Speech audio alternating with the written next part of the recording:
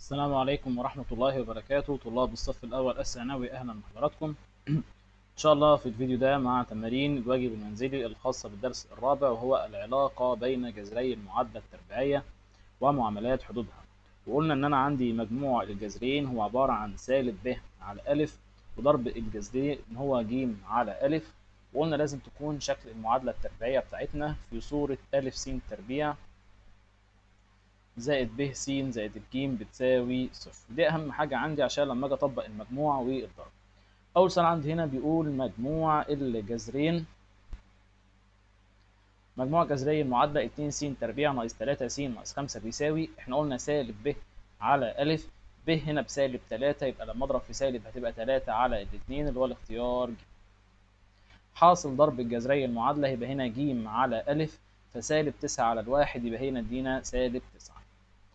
لو بصينا على السؤال الثالث المسألة هنا مش مظبوطة، لازم أبسط الأول المسألة.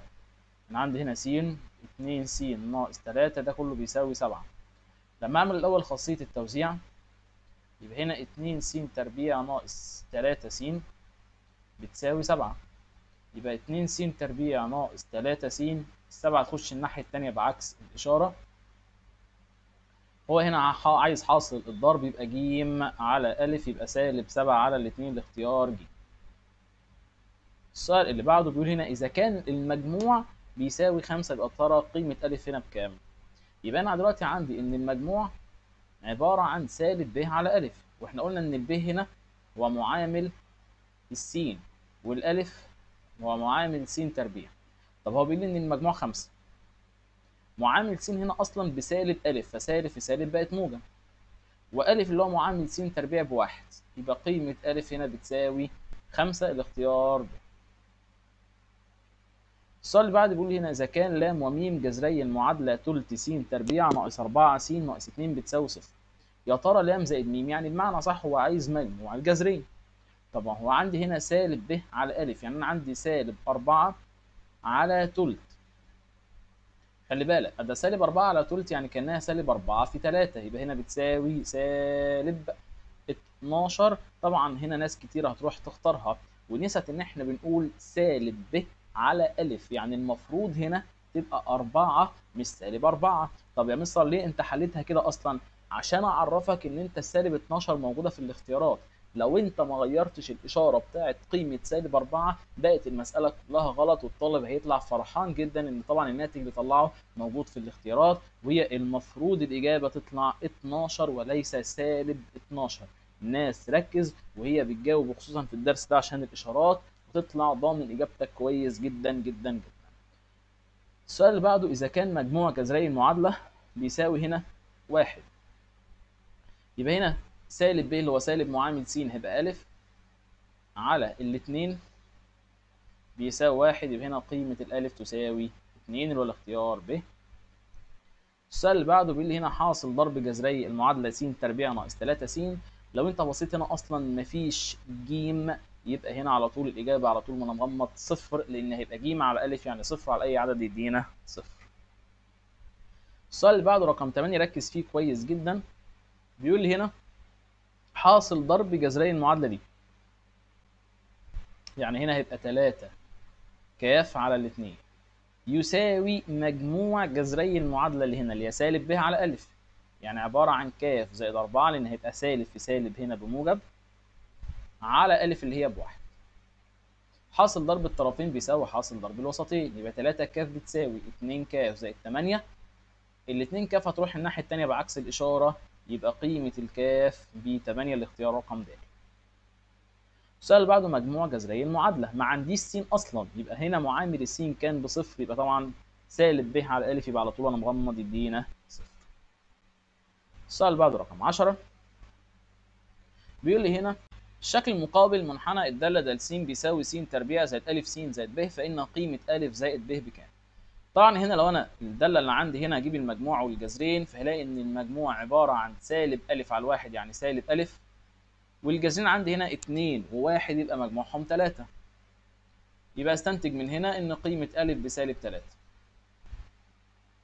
أما ضرب الجذرين عبارة عن ج على أ، لما أجي أطبق هنا يبقى عبارة عن ب على الواحد اللي هي ب، ضرب الجذرين 2 في 1 يدينا 2، يبقى أ زائد ب يعني سالب 3 زائد 2 يدينا هنا سالب 1. السؤال اللي بعده بيقول لي هنا منحنى الدالة د س بيساوي سالب س تربيع زائد أ س زائد ب، فإن أ زائد ب بيساوي كام؟ تعالى نحل السؤال ده بالطريقة التانية عشان لو أنت نسيت حتة المجموع والضرب. أنا عندي دلوقتي إن أنا عندي إن س بتساوي 3 وس بتساوي سالب 1. يبقى القوس الأولاني س ناقص 3 والقوس الثاني س زائد الواحد. س في س أدا س تربيع. س في 1 يبقى موجب س. سالب 3 في س يبقى سالب 3 س، وسالب 3 في موجب 1 يبقى هنا سالب 3 بيساوي صفر. يبقى أنا عندي هنا س تربيع ناقص 2 س ناقص 3 بتساوي صفر. لما أجي أقارن هنا ألاقي إن الس تربيع مضروبة في سالب، فأنا هضرب المعادلة كلها في سالب.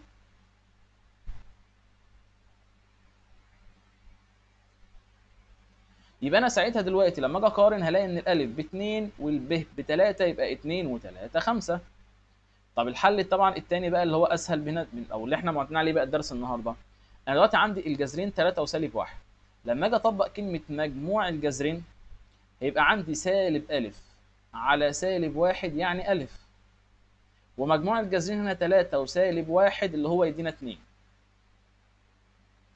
ضرب الجذرين ج على أ يعني هنا هيدينا ب على سالب 1 يعني سالب ب، وضرب الجذرين هنا عبارة عن سالب 3. السالب راح مع السالب يبقى قيمة الب ب3. أجمع أ وب مع بعض هيدينا نفس الناتج اللي هو 5. سواء حليتها بالطريقة الأولى أو حليتها بالطريقة الثانية ما بقاش فيه أي مشاكل خالص، وبتاخد درجتها طبعا كاملة سواء كان اختر أو مقال. السؤال اللي بعده بيقول لي هنا إذا كان أحد جذري المعادلة معكوس جمعي. قلنا لما بيكون معكوس جمعي أول ما أسمع كلمة معكوس جمعي يعني أنا ما عنديش س. معنى أنا ما عنديش س يعني ب ناقص 3 قيمتها بصفر، يبقى قيمة الب هنا تساوي 3.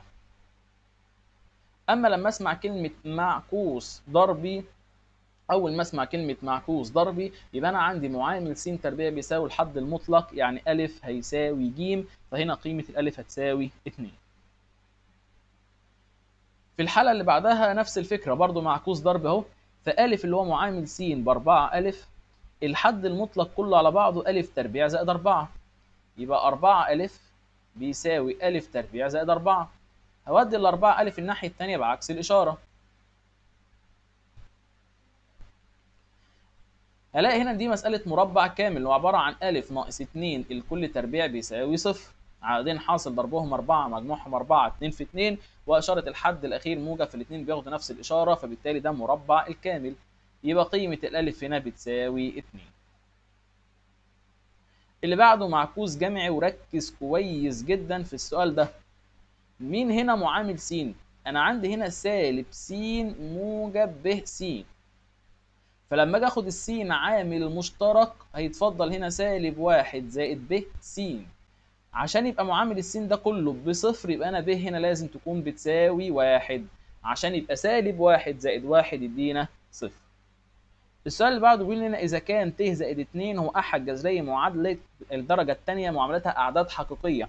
اتفقنا لما يكون معاملات الاعداد حقيقيه وهيكون المميز اقل من الصفر فبيكون الجذران مركبان مترافقان، فهنا ت زائد 2 هيكون المرافق بتاعه سالب ت زائد 2 سالب ت زائد 2 اللي هو 2 ناقص ت اختيار رقم د مش م، لان عندي هيبقى ت زائد 2 المرافق بتاعه سالب ت زائد 2 اللي هو 2 ناقص ت الاختيار د مش ج. السؤال الاخير بيقول هنا اذا كان مجموع الجذرين بيساوي حاصل ضربهم. طب تعالى نطبق. مجموع الجذرين هيبقى سالب ب على أ، فهنا هيدينا ب على الألف لان هيبقى سالب في سالب بموجب. اللي بيساوي حاصل ضربهم اللي هو اصلا ج على أ، يبقى انا عندي دلوقتي ب الالف راح مع الالف يبقى هنا كده ب بتساوي الجيم اللي هو الاختيار ج. سؤال مباشر جدا عباره عن تعويض في القانون. السؤال اللي بعده بيقول لي هنا اوجد مجموع وحاصل الضرب. سؤال مباشر جدا، انا قاعد بس اشوف المجموع والضرب سالب ب على أ وج على أ. السؤال الاول مجموع الجذرين ب على أ طبعا هيبقى هنا سالب ب على أ يبقى 2 حاصل الضرب ج على أ يبقى 13. اللي بعده مجموع الجذرين سالب 4 وحاصل ضربهم هيدينا 4. مجموع الجذرين هنا هيبقى سالب 12 على 4 يبقى سالب 3، حاصل ضربهم 9 على 4. السؤال اللي بعده مجموع الجذرين هيبقى 7 على 3، حاصل ضربهم مفيش ج يبقى 0.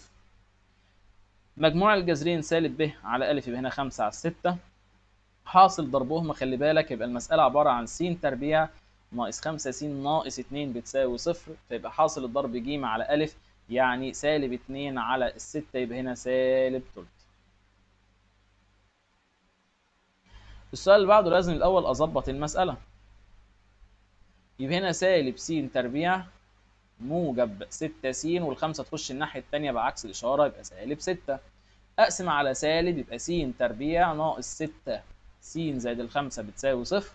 مجموع الجذرين سالب ب على أ يبقى سالب 6 سالب في سالب موجب هنا 6، حاصل ضربهم ج على أ يبقى 5 على الواحد فيها الخمسة. اوجد قيمة أ، قيمة ك. أول سؤال بيقول لنا المعكوس الجمعي، قلنا لما يكون المعكوس الجمعي يبقى معامل الس بصفر يبقى ك ناقص 1 بتساوي 0، يبقى ك ب1.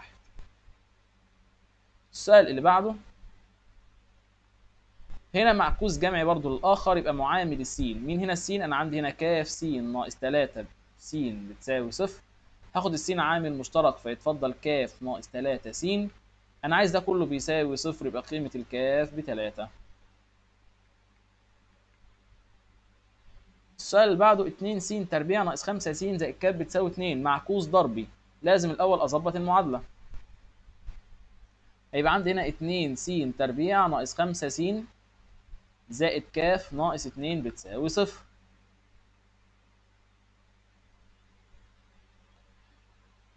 المعكوس ضرب يبقى أنا أ بيساوي ج، يبقى أنا عندي هنا ك ناقص 2 بتساوي ج اللي هو الاتنين، تبقى قيمة الكاف ب4. آخر سؤال معانا في الحصة، اوجد قيمة أ إذا كان 2 زائد ت هو أحد جذري المعادلة.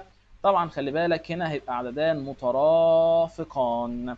طيب وهنا أ على ج، يبقى أنا الجذري أصلا أنا عندي 2 زائد ت والآخر هيبقى عبارة عن 2 ناقص ت، حاصل ضربهم لأن هيبقى ج على أ اللي هو أصلا هيدينا أ، حاصل ضربهم هنا 2 في 2 ب4 زائد معامل مربع معامل ت اللي هو ب1 يبقى 5. يبقى ج على أ إن هو أصلا قيمة أ، يبقى هنا أ تساوي 5. بكده نكون خلصنا تمارين العلاقة بين جذري المعادلة.